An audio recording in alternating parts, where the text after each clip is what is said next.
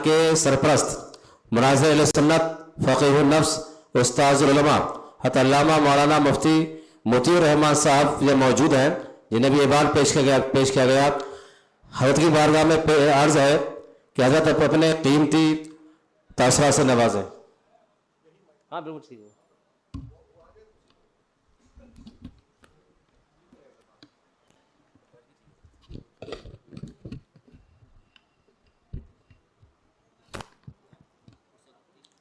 ठीक है। अस्सलामु अलैकुम हज़रात, मैं रस्मी तौर पर हज़रत सैयद ज़फ़र इक़बाल साहब का शुक्रिया अदा करके जो क़द्र व क़ीमत मोहब्बत उनकी मेरे दिल में है,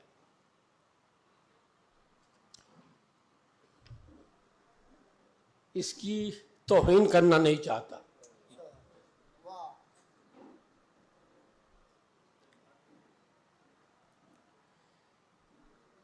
उनका जो कारनामा है ये वो सब आप हजरात की आंखों के सामने है।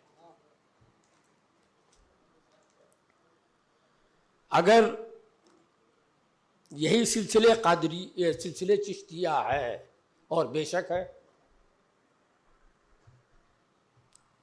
तो जो लोग सूफिया के मुनकिर हैं और ख़ास तौर पर कव्वाली को लेकर सिलसिले चिश्तिया की मुखालफत करते हैं, उन्हें लाके ये उर्स दिखाया जाए। कव्वाली का ये लफ्ज़ हज़रत सैयद साहब की ज़बान पर भी आया था।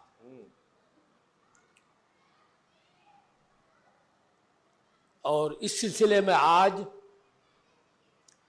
चिश्तियों की निगाह में सबसे बड़ा मुजरिम इमाम अहमद रज़ा बरेलवी है कि उन्होंने नाजायज़ कहा है।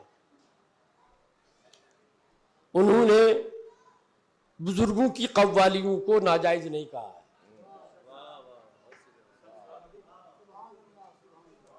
और बुजुर्गों की कव्वाली बिल मज़ामीर को भी नाजायज़ नहीं कहा है। लोग पढ़ते नहीं हैं, एक हर्फ कहीं देख लेते हैं, उसी को लेके उड़ जाते हैं। इस सिलसिले में इमाम गज़ाली ने एक वाक़या लिखा है जिसे हम सब लोग शायद पूरे हिंदुस्तान में लतीफ़े के तौर पर बयान किया जाता है। मैंने भी बचपने से सुन रखा था, वो लतीफ़ा समझ रहा था। जब उनकी किताब मेरे सामने आई तो मेरी आंखें खुली। उन्होंने लिखा है कि किसी गांव में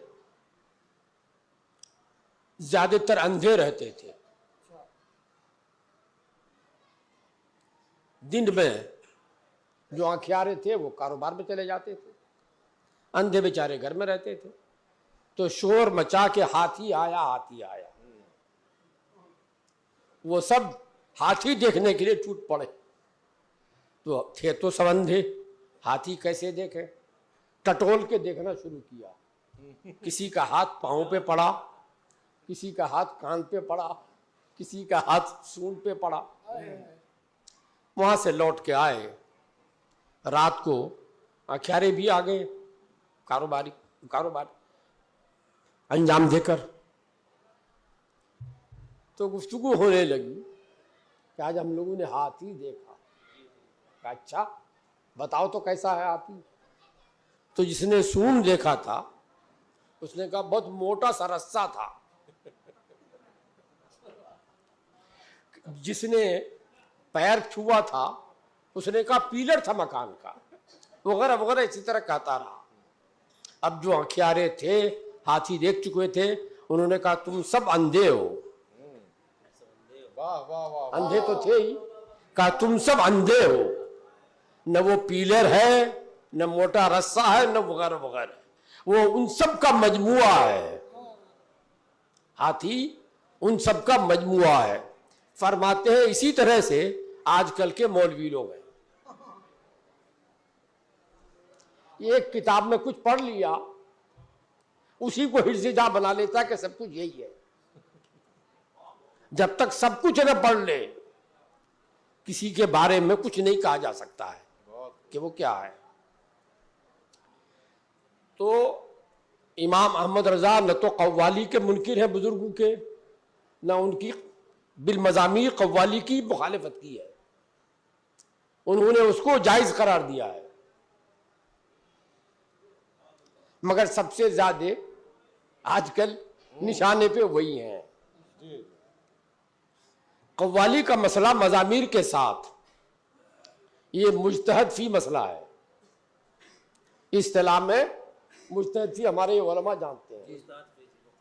मुज्तहद फी बाज आइम्मा ने इसे जायज करार दिया है, बाज ने नाजायज करार दिया है, चूंकि हदीसें दोनों तरह की मिलती हैं इन हदीसों की बुनियाद पर।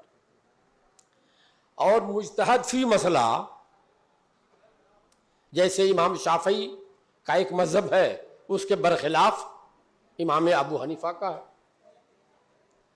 हालात और ज़रूरत पेश आ जाएं तो अपना मसलक छोड़कर दूसरे के मसलक पर अमल किया जा सकता है।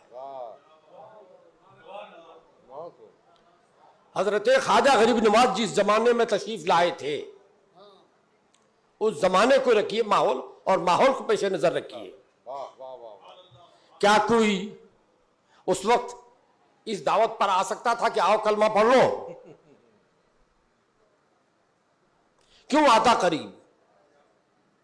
उस वक्त तो माहौल था नाच गान का, और दीनी मजहब, वो दीनी माहौल था। वो सारंगी या जो भी उस जमाने में साज रहा हो, ढोल का, वो था। तो उनको करीब करने के लिए इस मुज्तहद फी मसले में, बावजूद है कि ख्वाजा गरीब नवाज हनफी थे वो, मगर इसके बावजूद उन्होंने उसका सहारा लिया, कव्वाली का, ताकि लोग करीब आए। और जब करीब आ जाएंगे तो वहां भैया आपके लफ्जों में आए और फंसे। इस तरह से कव्वाली उन्होंने की। आज जो कव्वालियां आमतौर पर मुरव्वज हैं, क्या कोई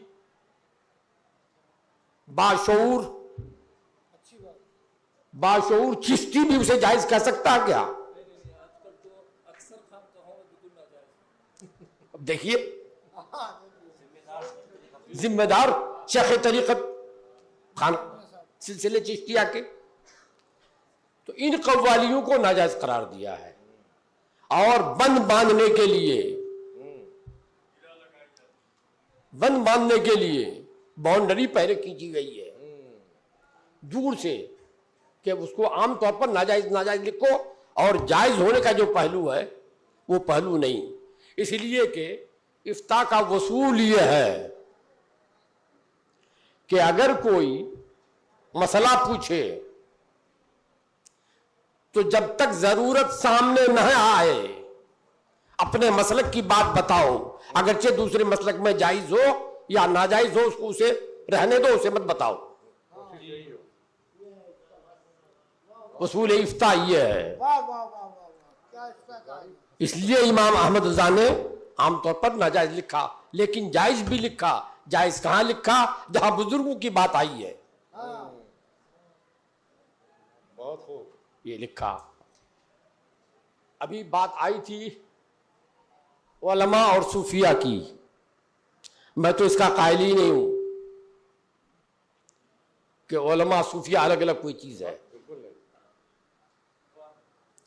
हर सूफी आलिम है, बेशक, अगर वो आलिम नहीं है सूफी नहीं, तो सूफी नहीं है। बहुत खूब। आज जो खानकाहों में जोहला सूफिया बने बैठे हैं, उन्हीं की वजह से तसव्वुफ बदनाम हो रहा है। बाज मुझे याद है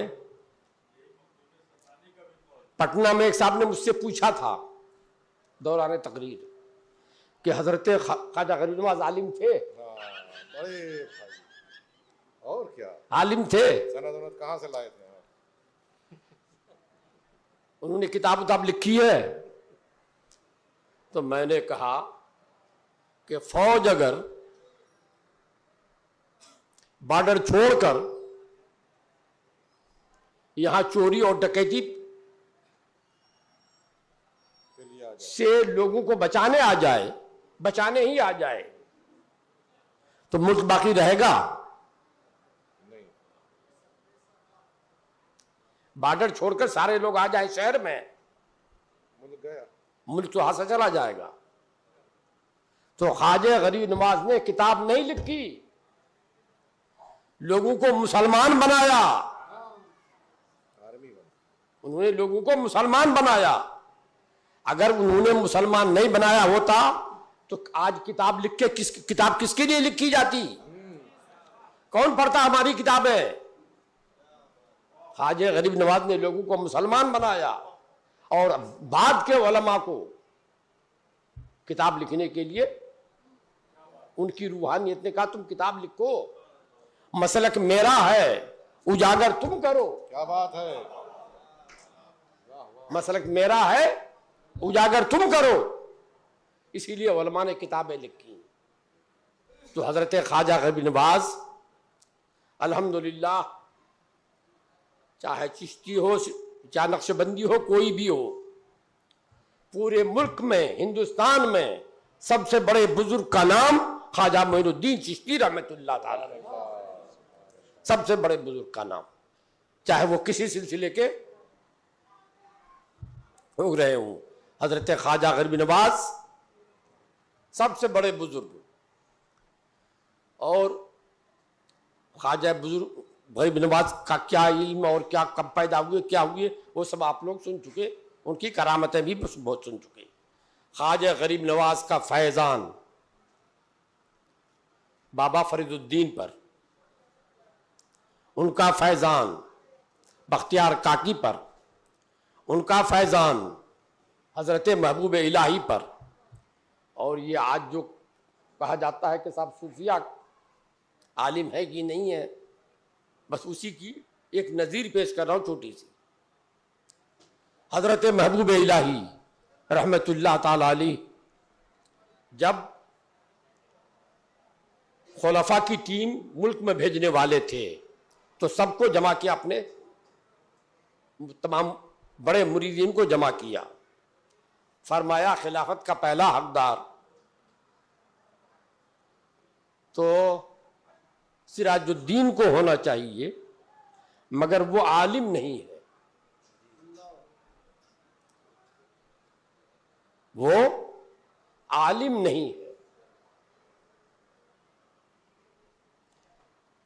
जो दूसरे मशाइख थे वो हजरत महबूब इलाही का इशारा समझ गए कि काश कोई इसे पढ़ा दे, काश कोई इसे पढ़ा दे।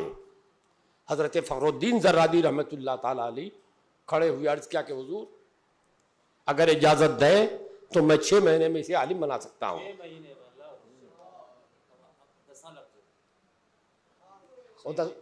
10 साल लग गए। 10 साल में भी हम कितने बड़े आलिम हैं खूब जानते हैं।